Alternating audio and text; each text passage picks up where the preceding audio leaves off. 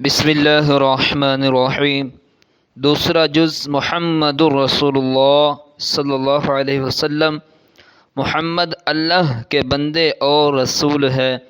اس کا مطلب یہ ہے کہ آپ صلی اللہ علیہ وسلم کے نورانی اور مبارک سنتوں پر چلنے میں دونوں جہانوں کی کامیابی کا یقین ہمارے دلوں میں آ جائے، اور آپ صلی اللہ علیہ وسلم اللہ کے بندے اور سچے رسول ہے، اور آپ صلی اللہ علیہ وسلم کی بات کا ماننا ضروری اور فرض سمجھے، آپ صلی اللہ علیہ وسلم کے حکم کو تسلیم کرے، آپ صلی اللہ علیہ وسلم نے جو غیب کی باتیں بتائی ہے ان پر ایمان لائے اور ان کا یقین رکھے، آپ صلی اللہ علیہ وسلم نے جو زندگی گزارنے کا طریقہ بتایا ہے اس پر پوری طرح عمل کر دکھائے۔ وہی اللہ کے بندہ پسندیدہ ہے، وہی اللہ تعالیٰ کا پسندیدہ ہے۔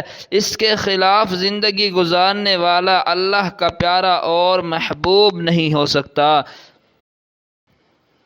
جو مرد اور عورت حضور صلی اللہ علیہ وسلم کی ایک سنت کو زندہ کرے گا، اللہ تعالیٰ اس کو 100 شہیدوں کا ثواب عطا فرمائیں گے۔ حضور پاک صلی اللہ علیہ وسلم کے ارشاد کا مفہوم ہے کہ جس مرد اور عورت نے میری سنت کے طریقے سے محبت کی گویا اس نے میرے ساتھ محبت کی، اور جس نے میرے ساتھ محبت کی وہ جنت میں میرے ساتھ ہوگا۔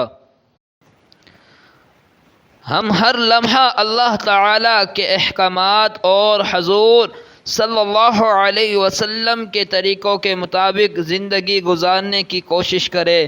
صبح شام تک جتنے اعمال ہم سے صادر ہو وہ پیارے نبی صلی اللہ علیہ وسلم کے طریقوں کے مطابق ہو، مثلا مرنے جینے، غم خوشی، کھانے پینے، سونے جاگنے، خرید و فروخت، چلنے پھرنے، غرض تمام موقعوں پر اللہ تعالیٰ کے احکامات کو پورا کرنے کی کوشش کرے۔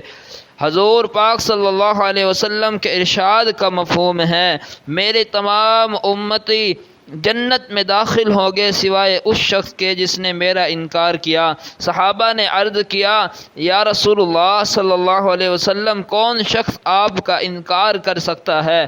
تو آپ صلی اللہ علیہ وسلم نے فرمایا کہ جس نے میری نافرمانی کی گویا اس نے میرا انکار کیا۔ حضور پاک صلی اللہ علیہ وسلم کہ ارشاد کا مفہوم ہے کہ جس شخص نے میری اطاعت کی پس تحقیق اس نے اللہ تعالیٰ کی اطاعت کی، اور جس نے میری نافرمانی کی پس تحقیق اس نے اللہ تعالیٰ کی نافرمانی کی۔